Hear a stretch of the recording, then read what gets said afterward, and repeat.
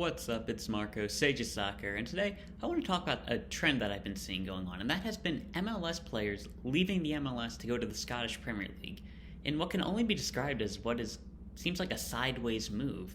They're not going up, they're not going to a lower level. The Scottish Premier League isn't particularly rated highly outside of Celtic and Rangers, and I figured it'd be fun to compare the league and talk about why these moves have been happening. In terms of overall qualities of the MLS and the Scottish Premier League, I really believe that the MLS is better. For better or worse, parity is a big part of the MLS, and I feel like clubs even towards the bottom of the league could compete with somebody like Hibs, who may make Europe this season in Scotland.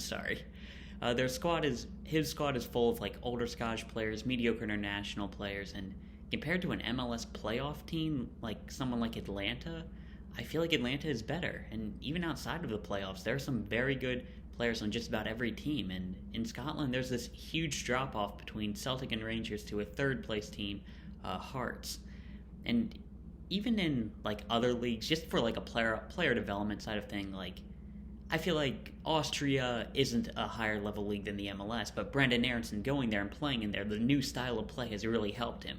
Scotland is a British league to the core, and it's a lot more physical rather than technical, so I don't even think it really helps player development. Someone like James Sands, who needs that physical development, it may be good for him, but in general, I don't feel like going to Scotland offers anything. However, that's just for the typical Scottish team. Celtic and Rangers are different stories, and Cameron Carter-Vickers and James Sands are there respectively, and I feel like those two teams have a quality of players top to bottom that the MLS can't match. Both are full of Premier League level players, and the training of the squads is not matched by any MLS team. Because you look at those teams top to bottom, and they are quality the whole way through. And this is partly because Scotland has a real soccer league. And there are just some things I want to mention with that. First of all, the threat of relegation is a thing in Scotland. I don't feel like it's going to affect any of the American players going there. They're all doing pretty well. But I've heard interviews where some people like Chris Richards, DeAndre Yedlin talk about how relegation can really put a pressure on you, and that pressure can help turn you into a better player. And in the MLS, especially towards the bottom of the league, that pressure doesn't exist. Something that I've talked about before is people are really excited about Gabriel Slonina making his MLS debut at 17, which is a huge achievement. But I'd argue that he hasn't played a competitive game yet. He has played dead rubber MLS games. It's like saying that a guy who played a meaningless Champions League game in his Liverpool debut, it's like, okay, I guess, but I don't know, didn't mean anything. And another thing about these leagues is that the parity isn't a real thing. There isn't a league-wide effort to make the league as competitive as possible, which it can make it boring because Celtic and Rangers are the only teams that have a realistic shot of winning the Scottish Premier League every single season, but those teams are good. And when those teams are good and all the talent accumulates them, man, iron sharpens iron. The training sessions at those levels are a lot higher than the MLS, where even the top clubs like New England, they got some players starting that might not walk into other teams' starting lineups. The parity is a positive and a negative, but in terms of player development, I don't feel like it's a very good thing. And yeah, then if you got to talk about Celtic and Rangers, there's the opportunity, even though the Scottish Premier League itself isn't that high level, they're in Europe. And even though it might not be wrong, James Sands is going to be going up against Borussia Dortmund. That's something that you could never do in the MLS, having that opportunity.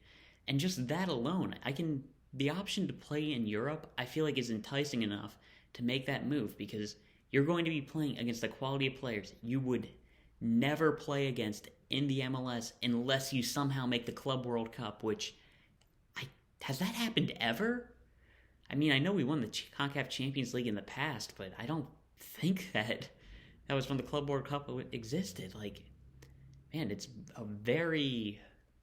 It's not going to happen. It's not realistic, but every single year, Celtic and Rangers are going to be in Europe, and you have to look at that opportunity. And in addition, the level of coaching is just better at those clubs. While it's tough to gauge the newer coaches, both recently had Steven Gerrard and Brendan Rodgers. And while it's still early in Gerrard's managerial career, I don't think it's a stretch to say that he would be the best manager in the MLS by a pretty wide margin. And Brendan Rodgers is one of the top managers in the English Premier League. I know that, he's can have some weird moments, but still, what he did with that Liverpool team in 2014, what he's doing with this current Leicester team, it is very impressive. And, it's tough to gauge the newer guys, but Giovanni Van Bronckhorst looks pretty good as a manager. He won the Dutch league with Feyenoord, and I've got a lot of faith in him. Oh, and again, they're in the Champions League, and James Hans is going to love that experience. And honestly, comparing Rangers and Celtic to New England or New York, I believe that those teams are better, and you can understand why you would want to go to a team like that. But even if you're not going to a team like Celtic or Rangers, something that you could get is that you don't get bogged down like several players have in the MLS. It is getting a lot harder to leave the MLS because clubs in that league seem to value general allocation money rather than actual cash, which is partly why Kellyn Acosta was forced to stay in the league, even though you can't say what his offer was, but he apparently had an offer to go to Europe. Miles Robinson has reportedly got no offers. I don't believe that. I have to believe there's interest after how well he's played, and maybe he hasn't gotten any offers because Atlanta set the asking price absurdly high, but right now it looks like Robinson's going to be forced to stay in the league. And considering that Christian Ramirez got an offer to go to Scotland, I just can't believe that there's no interest in him. And yeah, in Scotland, I don't feel like that would be an issue. I mean, sure, there are instances where guys can sign an extremely long contract, but if you're looking like a quality player, a huge offer will come in from the Premier League. Virgil van Dijk, it happened to him when he was at Celtic, and I believe that it's much easier to get out of a league in Europe than in the MLS, where you can be traded without your consent. Because the league is basically one club, they can just move you around however you want. You have guys who, for better or for worse, can just get a long contract and stay at a club for the entire thing, even if they're not playing. I think that was a big part of the Sunderland Till I Die documentary. There was a guy, Jack Colbeck, I think, was doing that there. And again, might not be the greatest, but that's a lot more player power. And if you want that player power, I can definitely see getting out the MLS as a good thing. Even though the quality of the league isn't that high, if I'm looking at someone like Chris Mueller and he's betting on himself to do well, I can believe it. And even at the younger level, you saw what Jonathan Gomez did. He got out of the MLS. He could have played at FC Dallas, but he got out. And there's another youth player who's recently done that. Going to independent USL teams, because avoiding that trap is a concern for players. So yeah, there are positives and negatives to playing in Celtic. I think in general it's a lower level of play, but there are just some benefits that the MLS doesn't have. Both of them produce great players. Virgil van Dijk, Andy Robertson playing in Scotland. Alphonso Davies recently came from the MLS. So I can understand both those leagues have high quality players. And I was going to talk about, Scotland really produced some good players, even historically. Van Bronckhorst played there, Henrik Larsson. But then I was like, oh, yeah, Alphonso Davies did come out of the MLS. We're producing good players here. And that's not even to mention guys like Weston McKennie, Tyler Adams, who might just be able to become great. But yeah, I feel like the MLS is producing players. And even though I said it is hard to leave, it's not like we're holding players hostage like Liam X. It's not. Ricardo Pepi got out of the MLS pretty easily. And yeah, though while I do believe it was a good move for James Sands to go to play for Rangers, I'm not too sure about Chris Mueller, Dante Polvara, Ian Harkes choosing to avoid the MLS.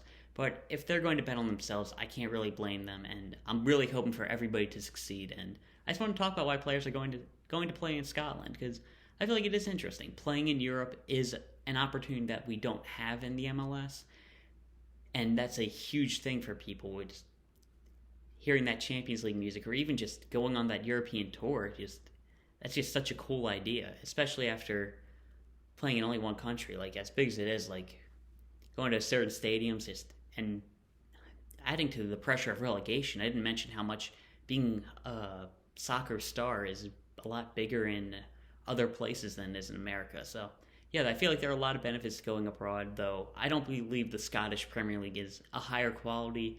I don't think that someone like Chris Mueller, Dante Polvara are any more likely to succeed because they left the league, but Celtic and Rangers, two pretty big exceptions. So yeah, that's my thoughts on it. I'll talk about it right now.